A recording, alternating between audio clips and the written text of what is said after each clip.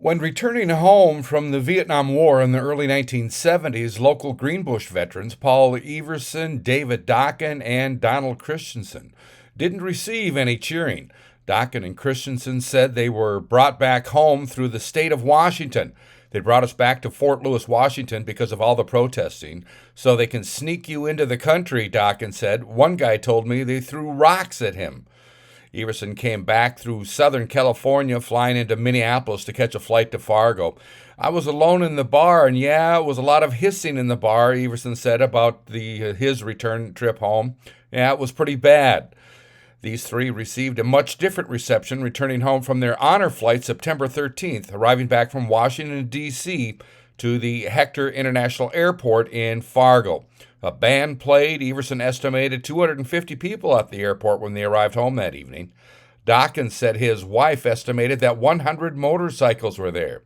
It brings tears to your eyes because everyone, their little kids, big kids, waving flags, and then the way they did it, it was a trail to go through because there's people on both sides, Everson said.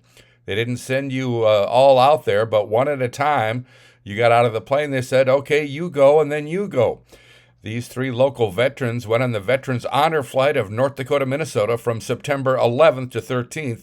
They talked about this honor flight to the nation's capital city, including what they did, their emotions throughout it, and what they enjoyed about the experience and what it meant to them, and why they would suggest other veterans go on such a flight.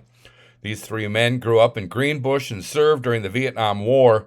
On the honor flight, these three men were part of a group of 112 veterans, 111 men and one woman. The group included 24 Korean vets, 88 Vietnam vets. Out of the group, 67 served in the Army, 7 in the Air Force, 9 in the Marines, and 29 in the Navy. Quote, we're just proud veterans. That's what it basically boils down to, and for us to be honored, Everson said. When we came home in the early 70s, there was no cheering. I'm Neil Carlson reporting for PageOnePublications.com.